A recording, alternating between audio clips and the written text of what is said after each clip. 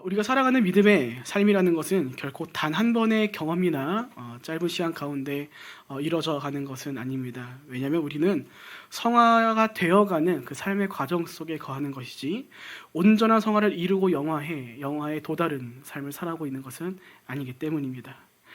그래서 우리는 사도 바울의 고백과 같이 각자의 믿음의 삶을 보고 다양한 고군분투가 더해져 있는 경주 혹은 마라톤이라고 이야기하는 것이죠.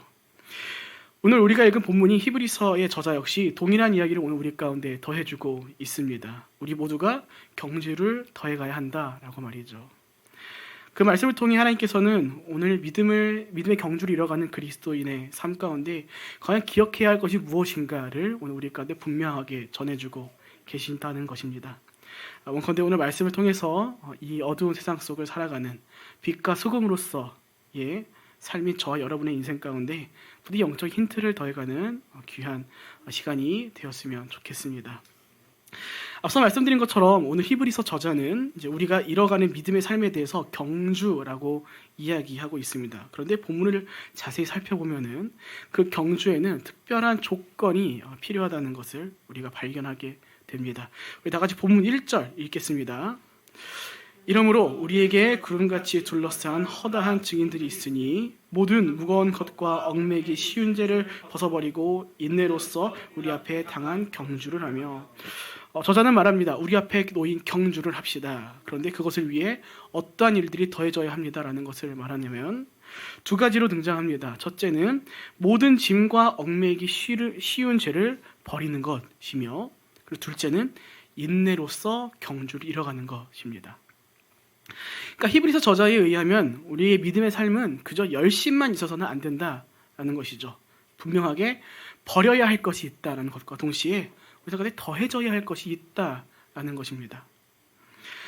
그래서 오늘 우리는 이 본문 1절의 말씀을 이렇게도 말할 수 있지 않을까 생각을 좀 해봅니다. 각자의 삶을 믿음의 경주를 이뤄가기 위한 상태로 만들어 가는 것이라고 말이죠.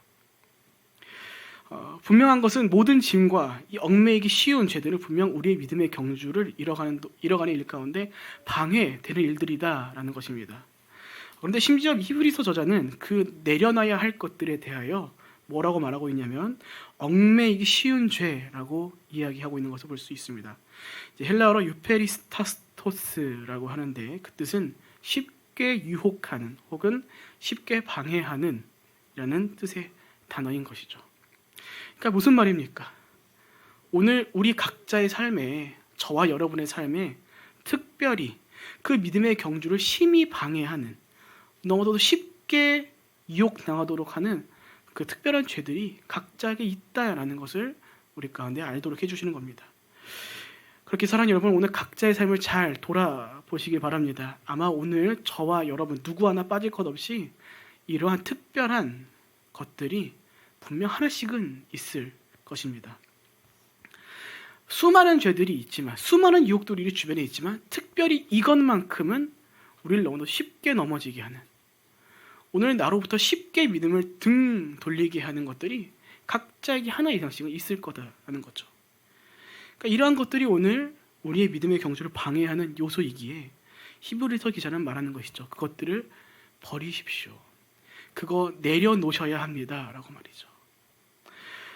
그런데 문제는 여기에 한 가지 문제가 우리 가운데 있다는 것이죠. 무엇이냐면 그 짐들이 때론 어떠한 모습을 하고 우리 곁에 다가오고 또 우리 옆에 자리하고 있냐라는 문제인데 이러한 내려놓아야 할 것들이 때로는 우리 삶 가운데 너무나 필요해 보이는 것들로 또 내가 너무나도 사랑하는 것들로 정말 내 삶에 어떻게든 포기할 수 없는 것들로 우리 옆자리를 그것들이 차지해 간다라는 것이 우리 그 믿음의 경주 가운데 큰 어려움으로 다가온다라는 사실입니다.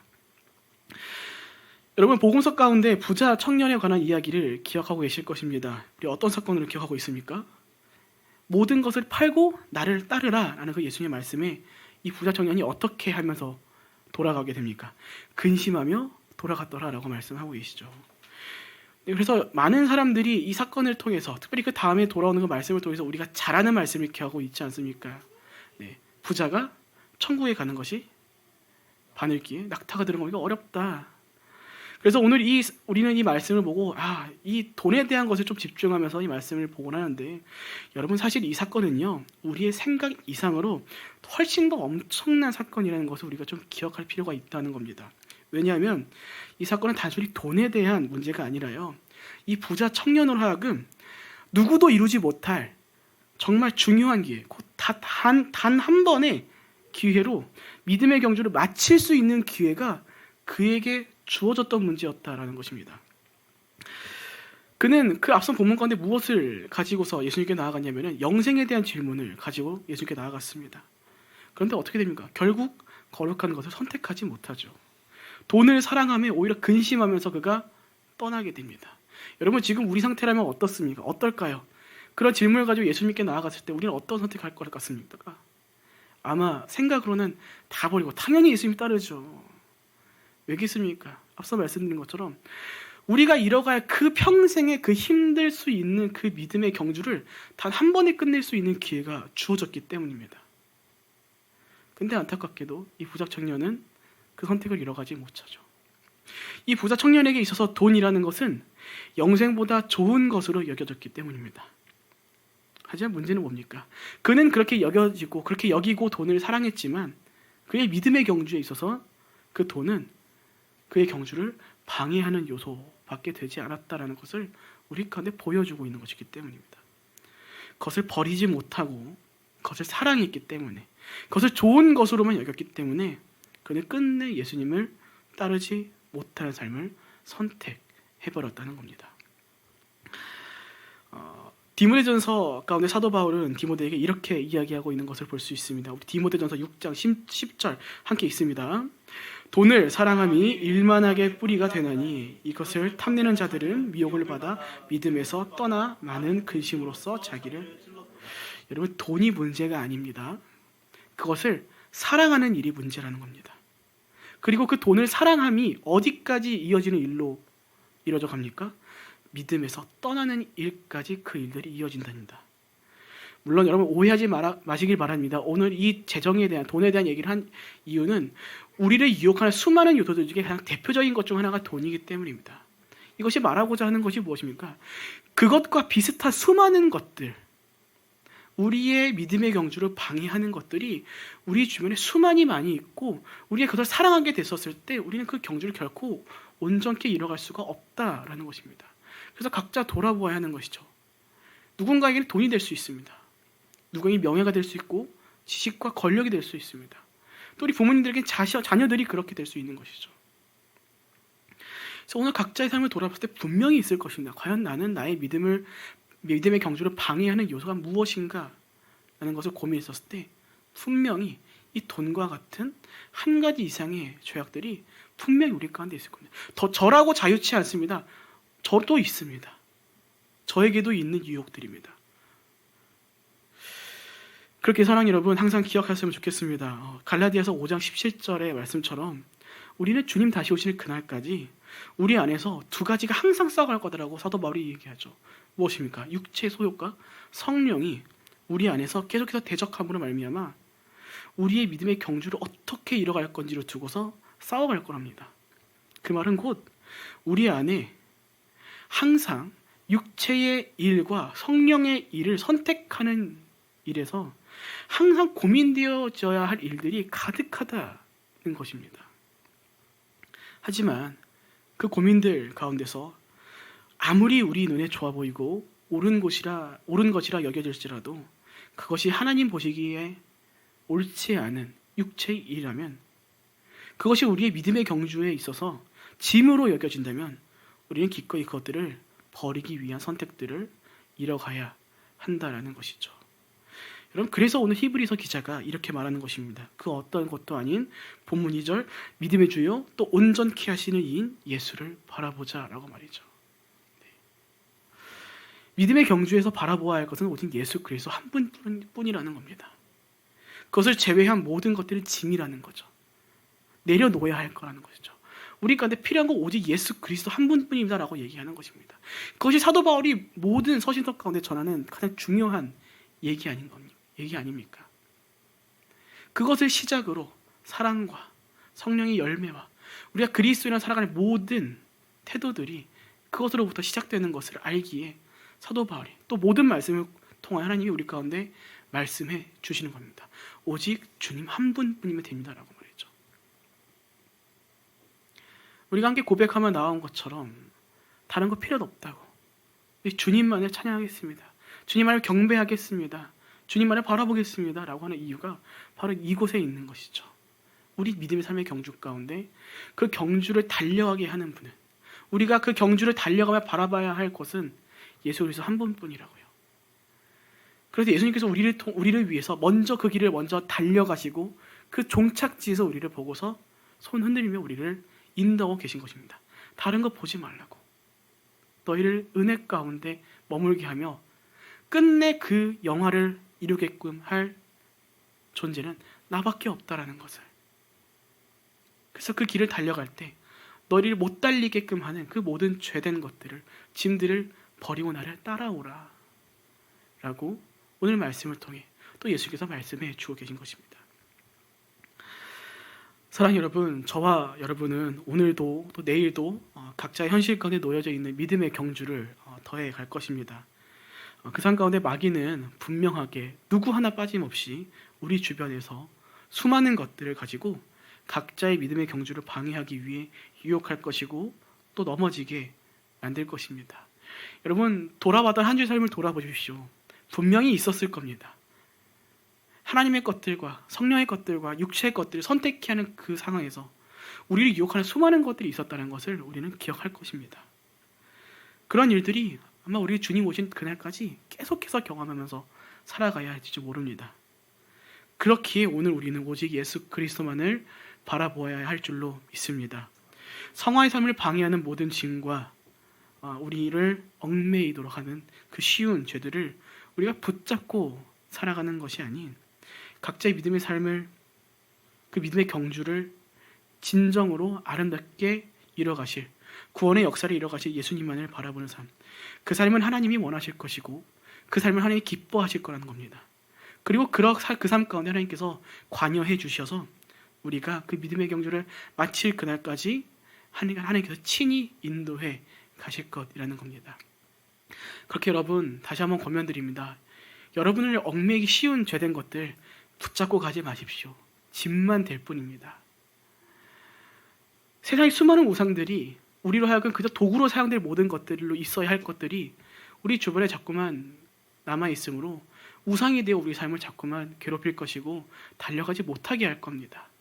그래서 우리가 내려놓아야 하는 겁니다.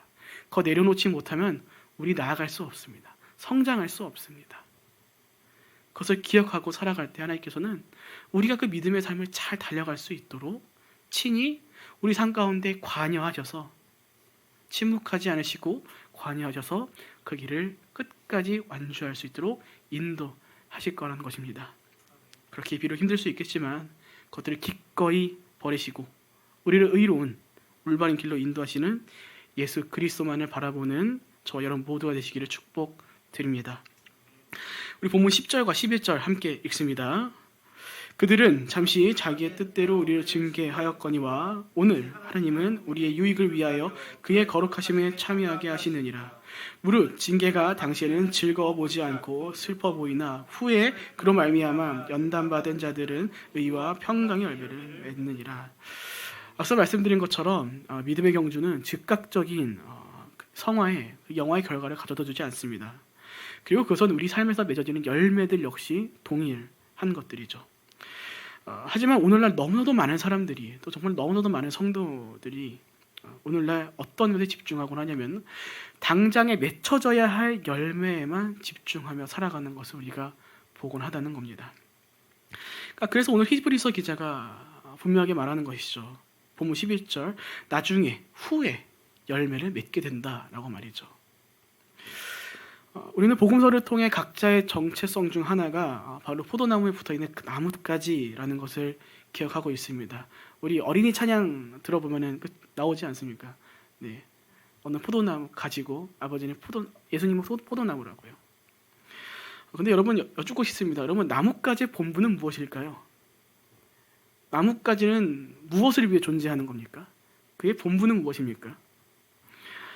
여러분, 나뭇가지 본분은요, 그저 나무에 잘 붙어 있는 것과 그리고 좋은 열매를 맺도록 하기 위해 영양분을 잘 받아가는 것뿐입니다. 이에 따라오는 결과가 바로 자연스럽게 좋은 열매를 맺도록 하는 일이 되는 것이죠. 그래서 요한복음 가운데 예수님께서 말씀하시는 겁니다. 좋은 열매를 맺도록 하기 위해 아버지께서 그 농부가 가지를 치신다라고 말이죠. 여러분, 가지치기는 가지의 입장에서 어떤 일입니까? 굉장히 아프고 또 고통스러운 일일 것입니다. 이건 자신의 일부를 잘라내야 하는 일이기 때문이죠. 하지만 이 모든 것이 무엇을 위함이라고 얘기하고 있습니까? 아버지 대신에 농부의 뜻을 위함이고 또 그 뜻에 따라 좋은 열매를 맺도록 하기 위함이랍니다. 그래서 오늘 하나님께서 히브리서 기자를 통해서 동일한 이야기를 우리 가운데 전해주고 계신 것이죠. 우리 본문 6절 함께 읽습니다. 주께서 그 사랑하시는 자를 징계하시고 그를 아들마다 채찍질하심이라 하였. 하나님께서는 우리가 믿음의 경주를 잘 달려가도록 하시기 위해서 각자의 삶 가운데 징계를, 연단을 더해 가신다고 말씀하십니다. 여러분, 그래서 우리 가운데 뭐가 필요한 것이냐면요, 인내가 필요한 겁니다. 인내가. 그저 서로 사랑하기 위한 인내만이 아니라 우리의 거룩한 믿음의 경주를 이뤄가도록 하기 위한 인내가 우리 가운데 필요한 것이죠. 그러니까 그래서 본문 1절 가운데 히브리서 기자가 말한 겁니다. 인내로서 경주를 이뤄가십시오라고 말이죠. 그런데 문제는 무엇입니까? 우리는 그다지 하나님께서 더해주시는 그 징계를, 그 연단을 그렇게 달가워하지 않는다라는 겁니다. 여러분, 혹시 여기 이 자리에 계십니까? 저는 하나님이 주신 징계 너무 행복합니다라는 것을요? 네, 둘 중 하나일 겁니다. 정말 믿음이 좋으신 분이던가 조금 문제가 있으신, 좀 고통받는 걸 좋아하시는가라고 생각할 수 있는 분일 수도 있습니다. 우리 가운데 왜 연단이 달갑게 느껴지지 않습니까? 당연하죠. 그것이 우리 삶 가운데 다가올 때는 대부분의 경우 아마 99.99%는 똑같을 겁니다. 너무나도 힘들고 또 고통스러운 것들로 다가올 때가 많기 때문입니다. 그래서 누가 연단받고 싶어 하겠습니까? 이 자리에서 말씀을 전하고 있는 저조차도 연단이 다가올 때면요, 힘들어 죽을 것 같습니다. 눈물이 멈추지가 않습니다. 걷다가도 막 힘들어 오면 갑자기 걷다가도 눈물 흘려가지고 사람들이 막 쳐다보는, 저 사람 왜 저러는가, 그런 일들을 경험하곤 하는 거죠. 그런데 여러분, 오늘 부디 이 말씀을 잘 기억하셨으면 좋겠습니다. 이 말씀이 오늘 저와 여러분들을 향한 위로이자 은혜가 될 것이기 때문입니다. 우리 본문 10절 함께 읽습니다. 그들은 잠시 자기의 뜻대로 우리를 징계하였거니와 오직 하나님은 우리의 유익을 위하여 그의 거룩하심에 참여하게 하시느니라. 하나님께서 우리에게 더해주시는 이 연단은 하나님 좋으라고 더함 받는 게 아니랍니다. 누구를 위한 것이랍니까? 우리의 유익을 위한 거랍니다. 그것을 통해 우리가 거룩한 일에 참여하도록 만든다라는 것이죠.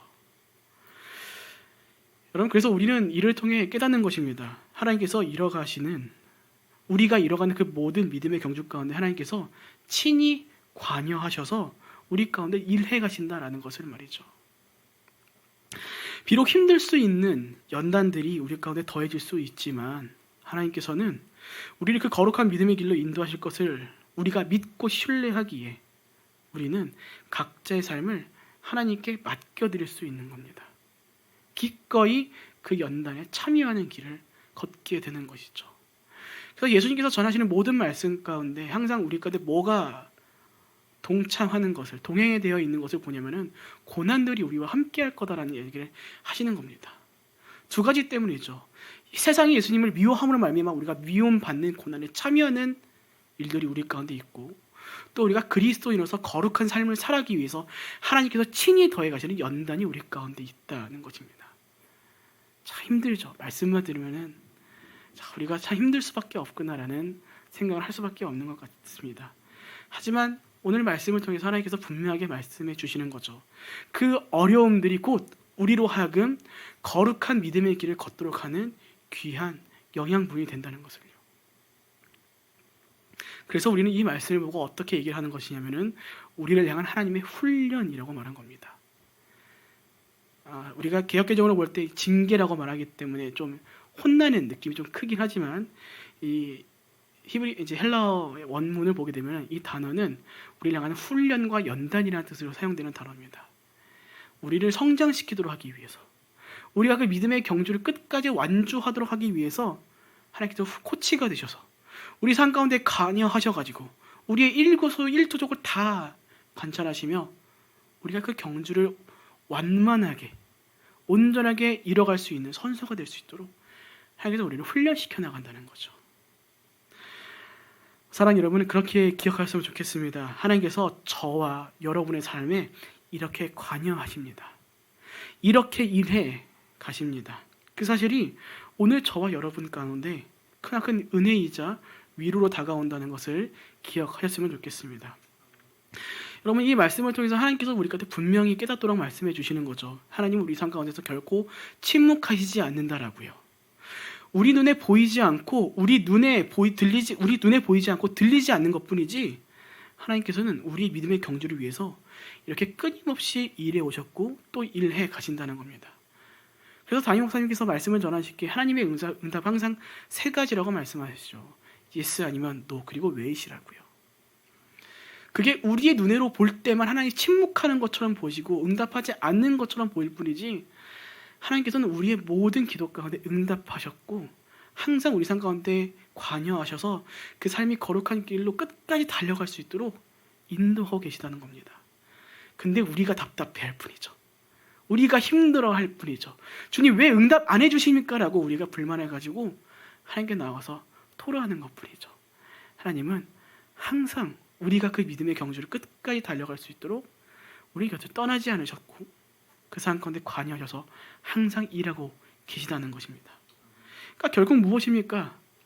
우리의 믿음의 삶이라는 것은 또 그런 우리가 모인 이 교회라는 것은 그 무엇도 아닌 하나님께서 책임져 가시는 곳이다 라는 것입니다. 저와 여러분을 또 교회를 하나님이 책임져 가신다는 거죠. 우리는 그 사실만으로도 각자의 믿음의 경주를 기꺼이 감사와 기쁨으로 이뤄갈 수 있을 것입니다. 또 우리가 이뤄가는 모든 교회의 일들을 우리가 기쁨으로 감사함으로 또 위로함을 얻으며 이뤄갈 수 있게 되는 것이죠. 우리가 항상 낙심하는 것 중 하나가 무엇입니까? 하나님의 부재함이 느껴질 때 항상 낙심합니다.